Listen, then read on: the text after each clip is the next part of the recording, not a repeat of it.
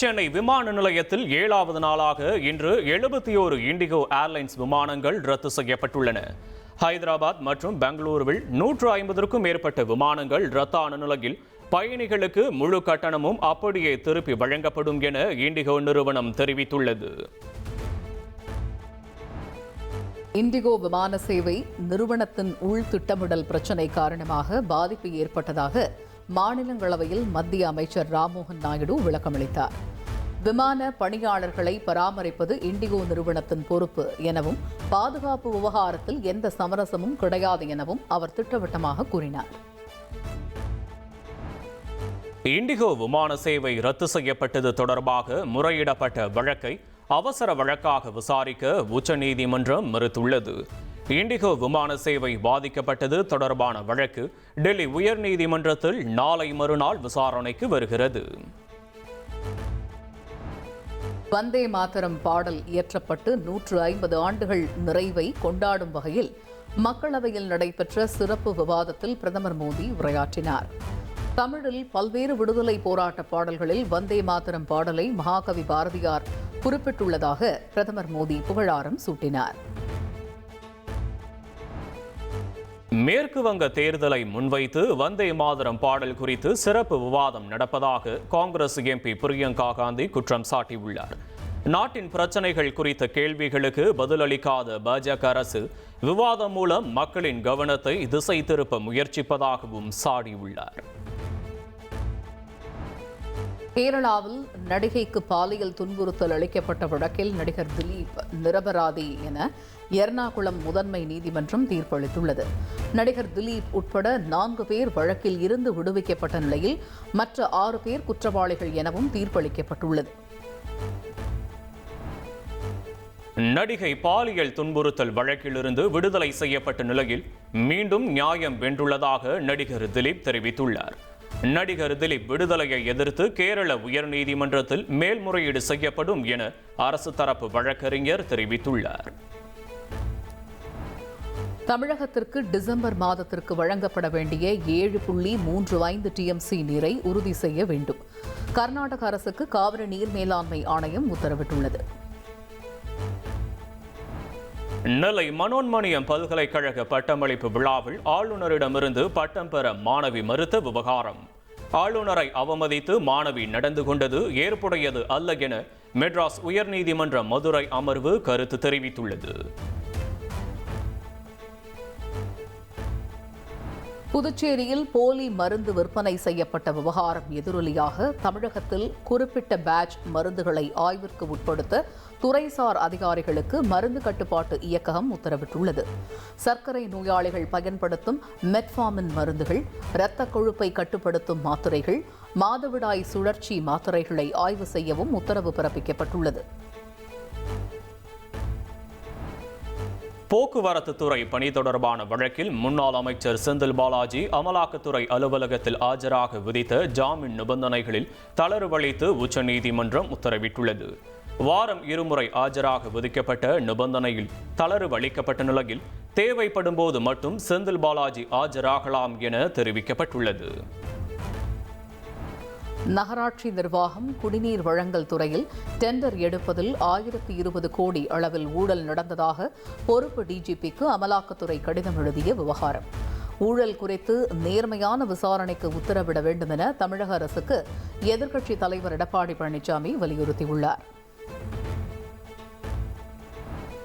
நகராட்சி மற்றும் குடிநீர் வழங்கல் துறை மீதான குற்றச்சாட்டுகளை சட்டப்படி எதிர்கொள்வேன் என அமைச்சர் KN நேரு தெரிவித்துள்ளார். தனது துறையின் சாதனைகளை மறைத்து எதிர்க்கட்சிகள் பொய் பிரச்சாரம் செய்வதாகவும் அவர் விமர்சித்துள்ளார். கரூர் கூட்ட நெரிசல் வழக்கு தொடர்பாக விசாரணையை தீவிரப்படுத்தும் சிபிஐ அதிகாரிகள் சேலம் மாவட்ட தாவேகா நிர்வாகி மற்றும் கூட்ட நெரிசலில் உயிரிழந்த சங்கர் கணேஷ் என்பவரின் மனைவியிடம் நடத்தப்பட்ட விசாரணை நிறைவு பெற்றது. தமிழகத்தில் 99.91% SIR கணக்கீட்டு படிவங்கள் வழங்கப்பட்டுள்ளதாக தேர்தல் ஆணையம் தெரிவித்துள்ளது. 99.27% படிவங்கள் டிஜிட்டல் பதிவேற்றம் செய்யப்பட்டுள்ளதாகவும் அறிவிக்கப்பட்டுள்ளது. சபரிமலை ஐயப்பன் கோவிலில் கடலூரைச் சேர்ந்த பக்தர் மாரடைப்பு ஏற்பட்டு உயிரிழந்தார். சபரிமலையில் மாரடைப்பு, உடல்நலக்குறைவு உள்ளிட்ட காரணங்களால் இதுவரை 17 பேர் உயிரிழந்துள்ளனர்.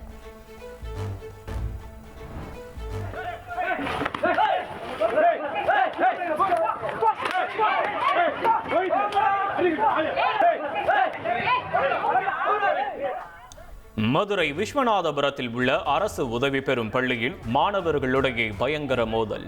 சைக்கிள் எடுத்து சென்ற விவகாரத்தில் ஆசிரியர்கள் முன்னிலையிலேயே மாணவர்கள் மோதிக்கொண்ட காட்சிகள் வெளியாகியுள்ளது.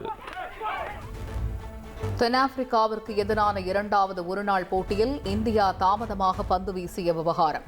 போட்டி கட்டணத்தில் 10% தொகையை இந்திய அணிக்கு அபராதமாக ICC விதித்துள்ளது. இந்தியா தென்னாப்பிரிக்காவுக்கு இடையேயான முதல் T20 போட்டி ஒடிசாவின் கட்டாக்கில் நாளை தொடங்குகிறது. சூரியகுமார் யாதவ் தலைமையில் இந்தியா களமிறங்கும் நிலையில் காயத்திலிருந்து மீண்டுள்ள சுப்மன் கில், ஹர்திக் பாண்டியா பிளேயிங் 11இல் இடம்பெறுவார்கள் என எதிர்பார்க்கப்படுகிறது.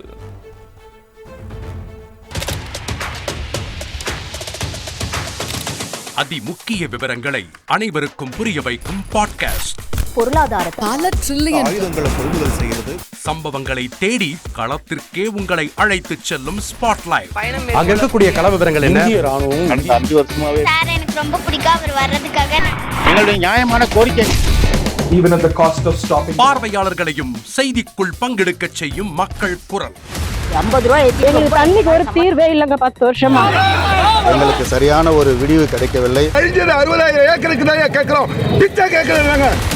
புத்தம் புதிதாக, வித்தியாசமாக பாகிஸ்தான்லயே பாராட்ட வேண்டாம், ஆனால் அதற்கு இவளுக்கு கொச்சைப்படுத்த வேண்டாம் என்று நான் கேட்டுக்கொள்கிறேன். மதத்தால் இனத்தால் மக்களை எப்படியெல்லாம் பிளவுபடுத்த முடியுமோ அந்த பிளவிற்குண்டான ஆயுதமாக இந்த மாநாட்டை அவர்கள் பயன்படுத்த நினைக்கின்றார்கள். அரசியலிலிருந்து சினிமா தனித்து இயங்க முடியாது. அனைத்தும் உங்களுக்காக. எப்போதும் இணைந்திருங்கள் தந்தி டிவியுடன். இனி செல்லும் இடமெல்லாம் செய்தி. தந்தி டிவியின் வாட்ஸ்அப் சேனலை ஃபாலோ பண்ணினா செல்ல இருக்கும் இடமெல்லாம் செய்தி.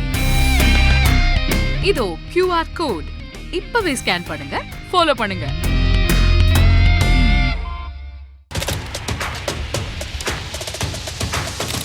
அதிமுக்கிய விவரங்களை அனைவருக்கும் புரிய வைக்கும் பாட்காஸ்ட். பொருளாதாரத்தை பல ட்ரில்லியன் ஆயுதங்களை கொள்முதல் செய்கிறது. சம்பவங்களை தேடி களத்திற்கே உங்களை அழைத்து செல்லும் ஸ்பாட்லைட். அங்க இருக்கக்கூடிய கள விவரங்கள் என்ன? இந்திய ராணுவம் கடந்த 5 வருஷமாவே சார் எனக்கு ரொம்ப பிடிக்கும். அவர் வர்றதுக்காக எங்களுடைய நியாயமான கோரிக்கை. Even at the cost of stopping. பார்வையாளர்களையும் செய்திக்குள் பங்கெடுக்க செய்யும் மக்கள் குரல். 50 ரூபாய் எங்களுக்கு தண்ணிக்கு ஒரு தீர்வே இல்லைங்க. 10 வருஷமா எங்களுக்கு சரியான ஒரு விடிவு கிடைக்கவில்லை. 60,000 ஏக்கருக்கு தான் கேட்கிறோம். பிச்சை கேட்கறாங்க. புத்தம் புதிதாக, வித்தியாசமாக பாகிஸ்தான்லயே பாராட்ட வேண்டாம், ஆனால் அதற்கு இவளுக்கு கொச்சைப்படுத்த வேண்டாம் என்று நான் கேட்டுக்கொள்கிறேன். மதத்தால் இனத்தால் மக்களை எப்படியெல்லாம் பிளவுபடுத்த முடியுமோ அந்த பிளவிற்குண்டான ஆயுதமாக இந்த மாநாட்டை அவர்கள் பயன்படுத்த நினைக்கின்றார்கள். அரசியலிலிருந்து சினிமா தனித்து இயங்க முடியாது. அனைத்தும் உங்களுக்காக. எப்போதும் இணைந்திருங்கள் தந்தி டிவியுடன்.